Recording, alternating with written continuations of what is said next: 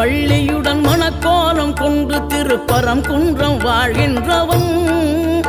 நீ தேவர்களை காத்திடவே வீரமுடன் வேலெடுத்து செந்தூரில் ஆழ்கின்றவன் மாங்கனிக்கு கோபம் கொண்டு பார்ப்புகழும் பழனியிலே ஆண்டியன கோலம் கொண்டவன் நீ தத்துவத்தின் சாரெடுத்து சுவாமி மலை எல்லையிலே தகப்பனுக்கு பாடம் சொன்னவன் காவல் என நின்று பெரும் சினம் தணிந்து தணிகையில கண் குளிர காட்சி தந்தவன் நீ பாங்குடனே கருள் தரவே பழமுதிரும் சோலையில பரஞ்சோதியாய் நின்றவன் பரஞ்சோ